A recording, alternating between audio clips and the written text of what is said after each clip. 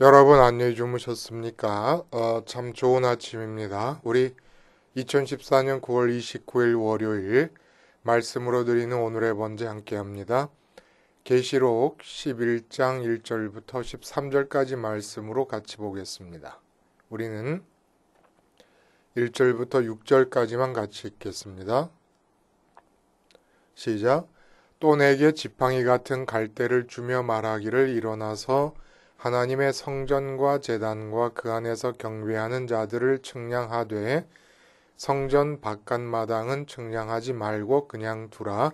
이것은 이방인에게 주었은즉 그들이 거룩한 성을 42달 동안 짓밟으리라.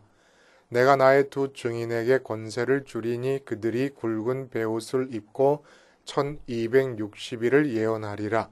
그들은 이 땅에 주 앞에 서 있는 두 감람나무와 두 촛대니 만일 누구든지 그들을 해하고자 하면 그들의 입에서 불이 나와서 그들의 원수를 삼켜버릴 것이요 누구든지 그들을 해하고자 하면 반드시 그와 같이 죽임을 당하리라. 그들이 권능을 가지고 하늘을 닫아 그 예언을 하는 날 동안 비가 오지 못하게 하고 또 권능을 가지고 물을 피로 변하게 하고 아무 때든지 원하는 대로 여러 가지 재앙으로 땅을 치리로다. 오늘 우리가 함께 읽은 말씀 중심으로 땅을 맹공격하는 두 증인이라는 제목의 하나님 말씀 증거합니다. 11장 말씀도 그 위치가 지금 6번째 나팔이 불려지고 재앙이 임한 뒤에 7번째 나팔이 불려지기 전까지 기간 동안에 지금 일어나는 것을 기록하고 있어요. 근데 여전히 어렵습니다. 이게 지금 이 계시의 내용을 써가는 단어 하나하나를 다 우리가 사실은 그 의미를 살펴봐야 되는데 그렇게 하려고 해갖고는 도저히 이 아침 오늘의 번제 시간에 불가능하고 또 사실 그렇게 모든 단어와 표현들의 의미를 다 찾아낼 수도 없어요, 솔직히. 그게 제 능력의 한계죠. 오늘도 어려운데 그래도 적어도 우리는 분명하게 그 전체적으로 하나의 주제로 일관되고 있는 어느 문단을 대할 때는 그 문단의 주된 주제는 확실히 붙잡고 가야 되겠다는 생각이 들어요. 근데 오늘 우리가 다 읽진 않았습니다만은 1절부터 13절까지의 내용은 그 핵심되는 단어가 두 증인입니다. 두 증인. 두 증인에 관한 이야기가 되고 있는데, 자, 이 두 증인이라는 것에서부터 우리가 실마리를 찾아서 한번 오늘의 내용을 살펴보는데, 증인은 여러분 무언가를 보고 듣고 자기가 보고 들은 것을 사실대로 옮겨 놓는 자들이 증인 아닙니까? 근데 이 두 증인이 증거를 하면서 뭘 하나 살펴봤더니 많은 이야기가 있습니다만은 핵심되는 부분만 딱 꼬집어서 우리가 보면 증거의 내용이 뭐냐 하면은 증거하는 행동을 통해서 보여지는 것이 뭐냐 하면은 우리가 읽은 6절의 마지막에 아무 때든지 원하는 대로 여러 가지 재앙으로 땅을 친다. 땅을 치리로다. 땅을 친다는 것은 억울해서 땅을 막 치는 게 아니지 않습니까? 땅을 공격한다는 얘기입니다. 땅에 흠집을 내고 땅을 상하게 하고 땅을 친다. 앞에 보면은 여러 날 동안 비가 오지 못하게 한다든지 물이 피로 변하게 한다든지 이게 다 땅에 상처를 가하는 거 아니겠습니까? 이 땅을 친다는 내용이 나오고 또 이 땅을 친다는 내용과 더불어서 어떤 내용이 나오냐면 10절을 한번 보시면 이 두 선지자가 땅에 사는 자들을 괴롭게 한 고로 땅에 사는 자들이 그들의 죽음을 즐거워하고 기뻐하여 서로 예물을 보내리라 하더라. 결국 두 선지자가 죽는 모양이에요. 근데 왜 이 두 선지자의 죽음을 기뻐하느냐 하면 사람들이 땅에 사는 자들을 괴롭게 했다. 땅을 치고 땅에 사는 자들을 괴롭게 하고, 이게 두 증인이 자기가 보고 들은 것들을 증거하면서 한 일이라는 겁니다. 땅을 치고 땅을 맹공격하고 땅에서 사는 자들을 괴롭게 했다. 그렇죠? 땅에서 산다는 것은 땅에 근거를 두고 산다는 얘기고, 땅에서 기쁨과 평강과 성취를 얻으려고 사는 자들입니다. 근데 땅을 치니까 땅이 그런 기쁨의 삶, 평강의 삶, 성취의 삶의 근거가 되어주는 것이 땅인데, 그 땅을 치니까 이 사람들이 괴롭지 않습니까? 자기들의 삶의 근거를 자꾸 해치려고 그러니까. 근데 결국 이들이 죽어요. 증언이 맞춰지자 우리가 읽지 않은 부분을 보면은 무정액으로부터 올라오는 짐승들이 그들과 더불어 전쟁을 일으켜서 그들을 죽인다 그럽니다. 또. 근데 그렇게 죽은 자들이 또 마지막 부분에 11절부터 마지막 13절까지는 다시 살아나서 구름을 타고 하늘로 올라가는데, 원수들이 그 광경을 보고는 놀라가지고 있는 상황에서 성 10분의 1이 무너지고 지진이 나서 7,000명이 죽고, 그 남은 자들은 두려워해서 하나님께 영광을 돌린다, 이렇게 얘기가 됩니다. 머리가 뽀개지겠어요. 에?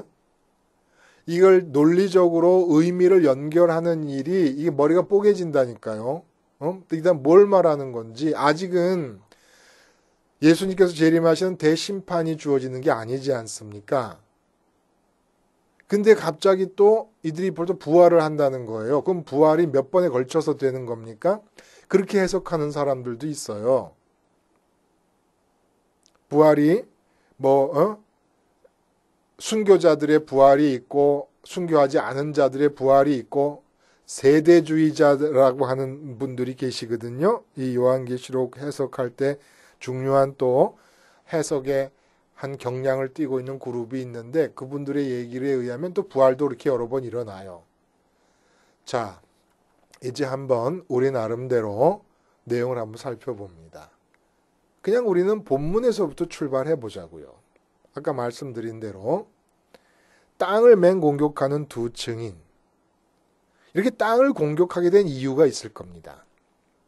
뭔가 자기들이 본 것과 들은 것에 준해서 볼 때 이 땅은 공격할 수밖에 없다 하는 상황이 됐을 거예요. 그러면 이들은 뭘 보고 뭘 들었을까요? 그게 바로 앞에 10절에 나온 겁니다. 천사가 하늘에서 내려오는데 구름을 입고 내려왔어요. 머리에는 무지개가 있습니다. 그리고 얼굴은 해처럼 빛납니다. 그리고 발은 불기둥 같은데 땅에 내려와 가지고 바다와 한 발로는 바다를, 한 발로는 땅을 딛고 섰습니다. 이 세상에 내려온 거지요. 그리고 펼쳐져 있는 두루마리를 들고 있습니다. 근데 그렇게 내려온 천사가 사자 같은 소리를 내자 하늘에서 7 천둥의 소리가 들려옵니다. 자, 이게 다 뭘 말하는 거라고요, 여러분? 이 땅에 우리가 살고 있는 동안에, 시간 속에서 공간 속에서 머물고 있는 동안에 세세토록 계시는 하나님, 시간 밖에 계신 하나님을 봐야 된다는 거예요. 이 천사가 분명히 땅에, 이 세상에 발을 딛고 있다는 이야기를 3번이나 강조합니다. 한 발은 바다를, 한 발은 땅을 딛고 있다는 얘기를 10장에 보면 3번이나 강조를 해서 이 세상에서 하나님의 모습을 반영하고 있어요. 하나님의 모습을 드러내고 있습니다. 그리고 그 천사에게 하나님의 음성이 집중됩니다. 이 얘기는 우리가 살고 있는 동안에 이 땅에서 시간 바깥에 계신 하나님을 봐야 된다는 것이고, 이렇게 봐야 된다고 하는 당위성은 모든 시대의 사람들에게 동일하게 주어지는 바, 그 이유가 뭡니까? 하나님이 계신 하늘은 시간 바깥에 있어서 시간을 타지 않습니다. 세월을 타지 않습니다. 영원이라는 시간과는 다른 차원에 계십니다. 그러니까 모든 시간의 사람들에게 언제나 현재 지금 계신 하나님으로서 우리가 그 하나님을 땅에 사는 동안에 보기를 원하는 겁니다. 그게 바로 이 땅에 살면서 그렇게 하나님을 보고 들은 사람들의 증거가 이제 예언이 되는 거라는 겁니다. 그러면 어떻게 해야 그 하나님을 땅에서 살고 있는 동안에 볼 수 있느냐? 머리에 무지개가 있고 얼굴이 해같이 빛나고 그런 하나님, 보석 같았던 하나님, 그 하나님을 보고는 너무너무 좋아서 펄펄 뛸 거 아니겠습니까? 그럼 어떻게 해야 그 하나님을 볼 수 있느냐? 그 이야기를 오늘 1절에서 해주고 있는 거예요. 요한에게 갈대를 주면서 그 중동 땅에서의 갈대는 우리나라의 연못에 나는 갈대와 달라서 2m, 3m까지 큽니다. 나무 몽둥이 같으죠. 그러니까. 그렇게 큰데 그 갈대를 한 2m, 3m짜리 2.5m 정도 되는 갈대를 꺾어서 말려가지고 자로 씁니다. 측량하는 자로. 그 갈대를 주면서 성전과 제단과 그 안에서 경배하는 자들을 측량하라고 얘기합니다. 이게 바로 증인이 되는 과정인 거예요. 이 경배함이. 이걸 성전과 제단 안에서 경배함을 통해서 증인이 된다는 얘기입니다. 그러면 성전 바깥마당은 측량하지 말고 그냥 두라. 이건 이방인에게 주었은즉 거룩한 성을 42달 동안 짓밟으리라. 이 전체적으로 무슨 내용일까, 여러분? 옛날에 예루살렘 성전이 70년에 완전히 깡그리 없어져 버립니다. 이 지상에 있던 예루살렘 성전이. 근데 그 성전이 있을 당시에 성전에 모여서 예배를 드리는 날이 되면은 어떤 광경이 이루어졌느냐 하면 맨 가운데 성소가 있습니다. 성소 안에는 지성소가 있죠. 하나님의 법궤를 모셔둔 지성소가 있고 그 앞에 그 지성소가 있는 성소를 반으로 갈라서 더 안쪽은 지성소였고 그 바깥쪽은 이제 성소였는데 그 성소 앞쪽으로 마당에 번제단이 있습니다. 제사를 드리는 번제단. 그리고 그 번제단을 중심으로 제사장들이 활동을 하고 있고 그 다음에 그 번제단 바깥쪽으로 바깥 방향으로는 이스라엘 남자들의 마당이 있습니다. 그리고 그 너머에는 이스라엘 여자들의 뜰이 있습니다. 그리고 그 너머에는 이방인의 뜰이 있습니다. 근데 그 이방인의 뜰까지를 다 합쳐서 성전이라고 말한 거예요. 근데 이 성전과 오늘 본문에 나오는 성전은 헬라어 단어가 달라요. 그렇게 이방인의 뜰까지 다 합쳐져서 말하는 성전은 히에론이라는 헬라어 단어를 쓰는데 오늘 본문의 성전은 나오스라는 단어를 씁니다. 이 나오스가 뭐냐면 성소를 말합니다. 성소. 그 성전의 맨 안쪽에 있는 성소. 그러니까 성소와 제단과 그 안에서 경배하는 자들, 그러니까 이스라엘의 뜰과 여자의 뜰까지를 합쳐서 말하는 거겠죠? 그 다음에 성전 바깥마당은 이방인의 뜰을 말합니다. 근데 이방인의 뜰도 사실은 원래 히에론, 성전 안에 다 포함되어 있는 부분인데 그곳은 측량하지 말라는 겁니다. 측량한다는 것은 하나님께서 집중적으로 관심을 갖는 영역을 표시하는 겁니다. 마치 미국이 핵우산이라 그래가지고 어디까지가 핵우산이다. 어디까지를 핵으로 보호한다. 이렇게 하는 것처럼 하나님의 보호와 관심의 영역을 표현하는 것인데 바로 이 성소와 제단과 그 안에서 경배하는 자들까지가 하나님의 관심이고 그 경배하는 자들이 뭐 하는 자들이라면 증인이 되는 자들이라 이겁니다. 왜 그렇습니까? 여러분, 그 출애굽기 29장에 보면은 모세에게 하나님께서 날마다 2마리의 이 양으로 제사를 드리되 아침과 저녁으로 제사를 드려라.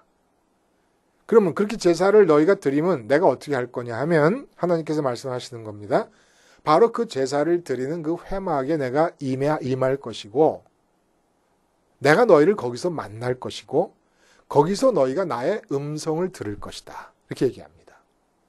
바로 10장에서 우리가 이 땅에서 하나님의 모습이 반영되는 천사, 즉 하나님의 모습을 보고 7 천둥 소리를 듣는다 그랬잖아요. 그렇게 하나님의 모습을 보고 듣는 것이 어디서 이루어집니까? 법궤, 하나님의 말씀이 모셔져 있는 지성소가 있는 그 성소와 그 앞에 있는 번제단, 거기서 이루어진다는 겁니다. 이게 요즘으로 말하면, 우리식으로 말하면 십자가가 번제단 아닙니까? 그리고 십자가의 사건, 십자가에 달려 죽으신 예수님이 곧 말씀의 총화이십니다. 그러니까 모든 사람이 제사장이 된다는 것은 그 제사를 드린다는 얘기인데, 그 십자가를 마음에 기억하고 있는 그 사람의 마음, 그리고 십자가를 기억하고 있는 그 순간 하나님께서 우리에게 임하시고 당신의 모습을 드러내시고 그리고 당신의 음성을 들려주신다는 얘기입니다. 어떨 때? 십자가에서 내가 죽을 때, 뭐에 대해서 죽을 때? 이 세상에 대해서 죽을 때, 땅에 대해서 죽을 때, 땅에서 일어나고 있는, 내 삶에서 일어나고 있는 모든 문제에 대해서 죽을 때, 그때 하나님께서 당신의 모습을 보여주시고 당신의 음성을 들려주신다는 얘기예요. 그렇게 듣고 나면 어떻게 됩니까?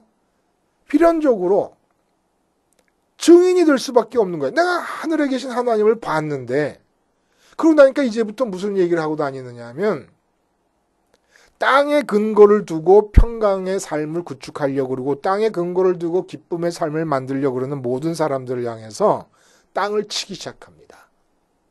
그 땅에 근거를 두고 기쁨을 얻는다는 게 말이 되느냐. 하나님이 시간 바깥의 세상에서 멀쩡하게 살아계시고 있는데 진짜 그 하나님이 좋은 하나님이시고 그 하나님 자신이 곧 나의 기업이다. 왜 땅에서 기업을 찾으려고 하느냐. 땅을 치게 됩니다. 자꾸. 그럼 여기서 성전 바깥마당의 이방인들은 누굽니까? 분명히 성전 바깥마당 이방인의 뜰도 히에론이라는 성전 안에 들어있던 자들. 이게 바로 교회를 말한다는 겁니다. 분명히 교회 안에 들어와 있는데 이방인들이에요. 성소와 제단에서 경배하지 않습니다. 경배한다는 건 입을 맞추면서 예배한다는 뜻이에요. 입을 맞추면서. 그러니까 주님의 십자가를 마음으로 입을 맞추면서 경배한다. 경배한다는 현재형이거든요. 현재형 동사의 분사인데 경배하는 자들이라는 게 계속해서 주님의 십자가를 끊임없이 중단 없이 보면서 주님 돌아가신 주님께 입을 맞추고 있는 자들이라는 겁니다. 이들이 교회 안에 있고 그리고 이 바깥에 전혀 교회 안에 있는 교인들인데 십자가에 달린 주님에게 계속해서 입을 맞추면서 예배하지 않는 자들이 있다는 거예요. 그들이 바로 이방인데 이들이 거룩한 성을 42달 동안 짓밟으리라는 얘기를 합니다. 이 42달 동안이라는 얘기는 숫자적으로 그냥 42달, 3년 반 아닙니까? 이 기간 동안에 짓밟으라고 하는 그런 의미가 아니라 42달이라 그러면 이 유대인들에게는 기억나는 사건이 있어요.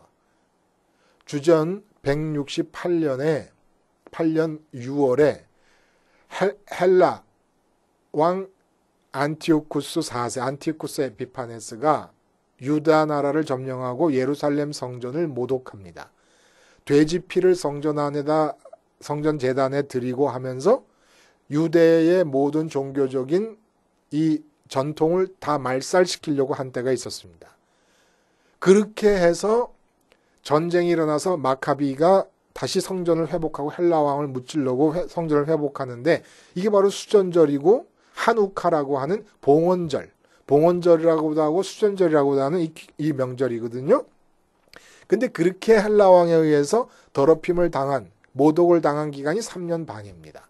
이 3년 반이 42개월이고 그리고 또 1260일이에요. 이 예언자들이야. 그러니까 한 교회 안에서 계속해서 십자가에 달려 죽으신 주님에게 끊임없이 입을 맞추면서 경배함으로써 땅에 대해서 죽고 하늘에 계신 하나님을 보는 자들이 있고 반면에 예수님께 끊임없이 중단 없이 입맞춤이 이루어지지 않으면서 교회 안에 들어와 가지고 안티오쿠스 에피파네스가 거룩한 성전을 욕보이듯이 그렇게 욕보이면서 교인이라고 교회 생활을 하는 자들이 있다는 얘기입니다. 근데 이들이 교회를 더럽히는 그동안 한쪽에서는 계속해서 이 증인된 교회가 증언을 하는 겁니다. 근데 그 증언을 하는 내용이 뭐냐 하면은 이 땅에 마음 붙이지 말라. 이 땅은 우리 삶의 근거가 될 수 없다. 이 땅에서 기쁨을 캐내려 하지 말라. 기쁨은 이 땅에 없다. 이 땅에서 평강을 이루려 하지 말라. 이 땅에서 성취를 해서 성공하겠다고 생각하지 말라. 이 땅에서 이루려겠다는 꿈과 비전 같은 것이 운운하고 거기에 매이지 말라. 계속해서 땅을 치는 겁니다. 이 바로 예언자들이 하는 일이라는 거예요. 근데 이 예언자들이 이렇게 말할 때 듣기 싫잖아요. 그래서 막 막으려고 그래도 틀렸다 그러고 뭐 잘못됐다 그러고 무슨 뭐 어떤 사람은 심지어는 제가 십자가 그러니까 뭐라 그러냐면은 구원받지 못한 사람이다. 그렇게까지 얘기하는 사람도 봤어요. 구원받았다 그러면 십자가 자리를 떠나야지. 언제까지 십자가에 머물고 있겠느냐. 그럼 사도 바울은 뭡니까? 아예 내 몸에 그리스도의 죽음을 짊어진다 그랬어요. 짊어진다 그랬다고.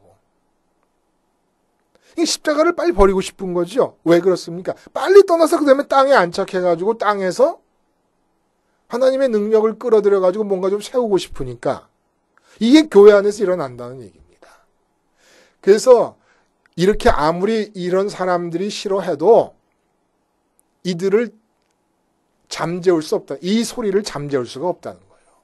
십자가에 매진하는 자들, 그래서 증인이 돼가지고 하늘에 계신 하나님께 우리의 기쁨의 근원과 평강의 근원과 성취의 내용이 다 있다. 그러므로 더 이상 이 땅에다 마음을 두지 마라. 땅에서 예배당을 짓는 것을 목표로 삼는다는 게 무슨 말이냐.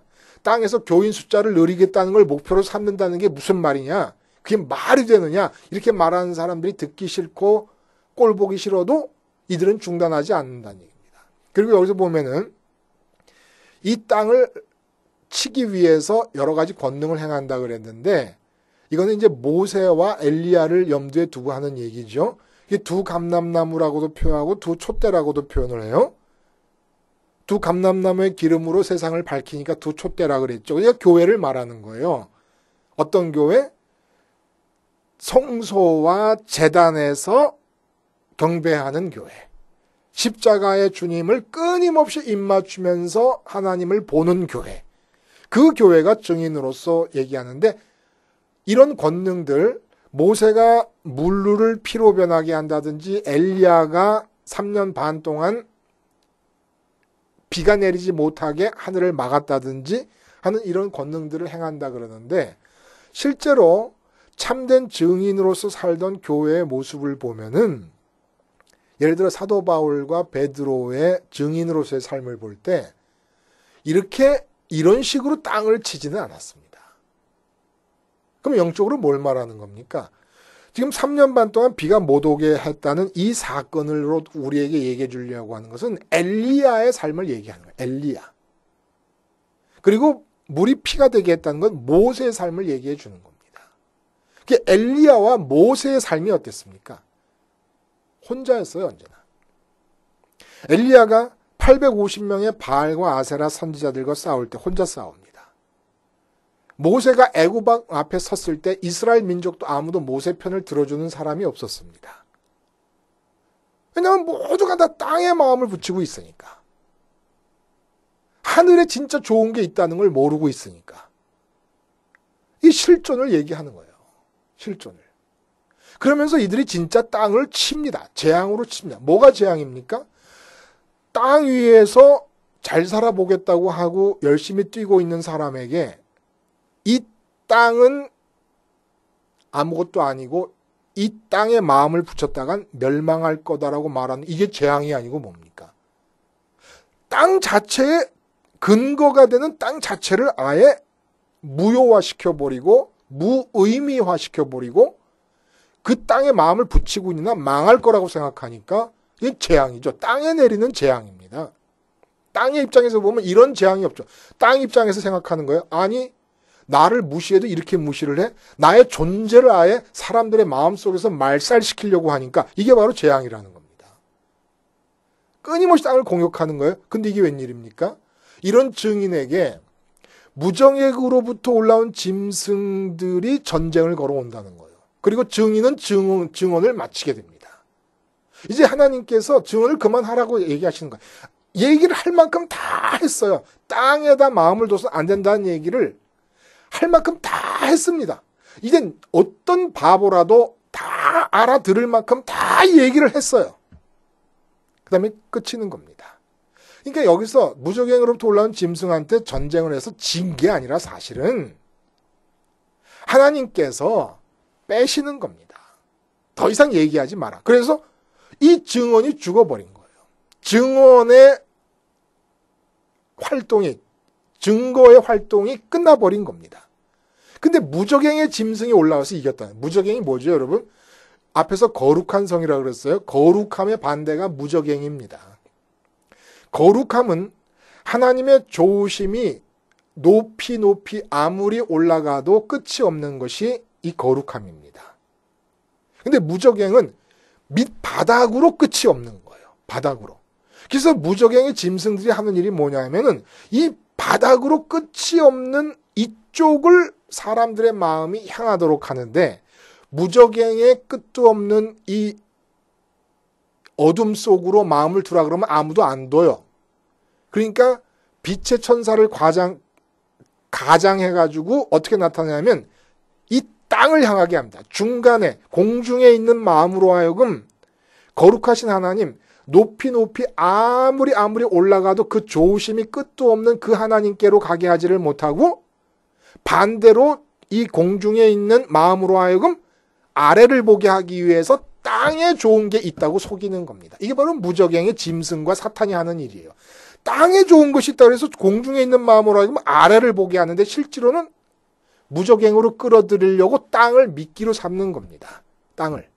근데 이 땅을 미끼로 삼는 이자들이 승리했다는 얘기는 온 교회가 완전히 땅에서 무엇을 이룰 것인가에 관심에 아니 퐁당 빠져버리고 사로잡혀 버린다는 얘기를 말하는 겁니다. 그렇게 해서 죽어버린 거예요. 그래서 여기서 그 밑에 나오는 성이라는 것은 위에 거룩한 성이 아니고 그 성 밖에, 주님이 십자가에 달려 돌아가신 곳이 어디입니까? 예루살렘 성 밖에, 예루살렘 성 밖의 영역을 또 하나의 성이라고 얘기를 하는 거예요. 왜 성이라고 얘기합니까? 사람들은 이 땅에서 자기가 누리고 있는 것들을, 성취하고 있는 것들을 지키기 위해서 성을 쌓으니까. 그래서 이 성이라고 얘기해요. 이게 바로 소돔과 고모라라는 얘기입니다. 그리고 애굽이고. 자, 이렇게 해서 땅을 괴롭게 한 자들이 죽자 세상 사람들이 다 좋아합니다. 그리고 시체를 이 백성과 족속과 방언과 나라 중에서 9절에 보면은 그 시체를 사흘 반 동안 무덤에 장사하지 못하겠다는 얘기는 이제 백성과 나라와 족속, 방언, 일반 사람들과 교인들이 똑같아진 상태를 말하는 겁니다. 그들과 똑같은 마음을 가지고 증인들의 증거를 받아들인다는 얘기예요. 헛된 소리로 내버려 두는 겁니다. 시체처럼 내버려 두는 겁니다. 근데 이들이 부활을 하게 된다는 얘기는 무슨 얘기일까요? 부활을 하게 돼가지고 성이 10분의 1이 무너지고 지진이라도 7,000명이 죽는다는 얘기를 합니다.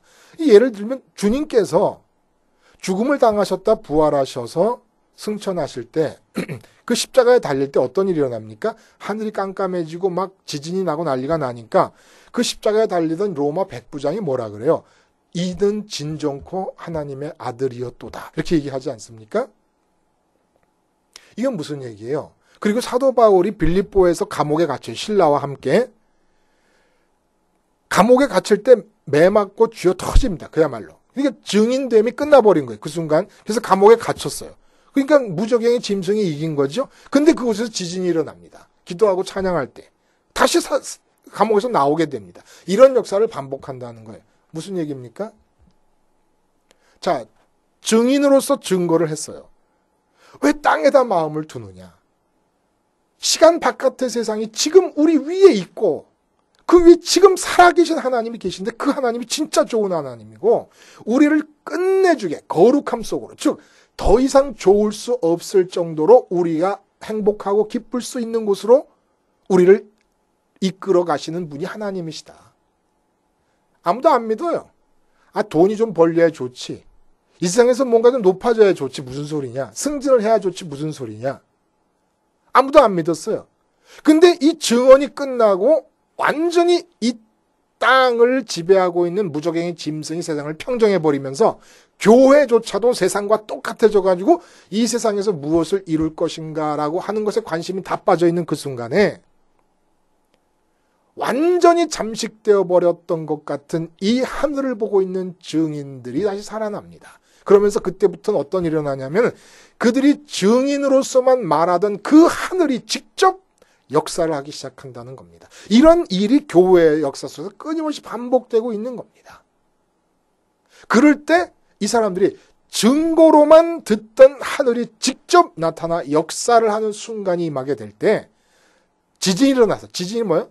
땅을 근거로 하던 그 땅, 평강과 기쁨과 행복의 근거라고 여겼던 그 땅이 갈라져 버리고 땅에서 누리고 소유하고 벌었던 것들을 지키던 성들이 무너져 내리면서 그들이 증거하던 하나님을 많은 사람들이 보게 될 거라는 그런 얘기죠. 이 역사가 끊임없이 반복돼가지고 십자가에서 백부장이 그랬던 것처럼 빌립보 감옥에 갇혔던 이 바울과 신라의 이 경우 속에서 또 간수가 또 그렇게 하나님을 보게 되지 않습니까? 이런 과정을 거치게 되는 것, 이것을 두루마리 책을 먹었을 때 입에는 달지만 배에는 쓰리다라고 하는 그 얘기를 하신 거예요. 그러니까 인격적으로 말씀을 먹을 때는 너무너무 나는 좋은데 먹은 자가 생리적으로 어떤 일이 일어납니까? 증거를 해야 돼. 증거를 하다 보면 이런 과정들이 거치게 될 수밖에 없다는 얘기를 그렇게 하신 것이겠죠. 기도하겠습니다. 하나님 아버지, 측량받는 영역 안에 속한 자들로서 증인이 되어 땅을 치면서 사는 자들이 되게 하시고 아무도 안 받아들이는 그러한 죽음의 과정을 통과한 뒤에 하나님께서 직접 나타나시는 역사가 있게 하여 주시옵소서. 예수님의 이름으로 기도하옵나이다. 아멘.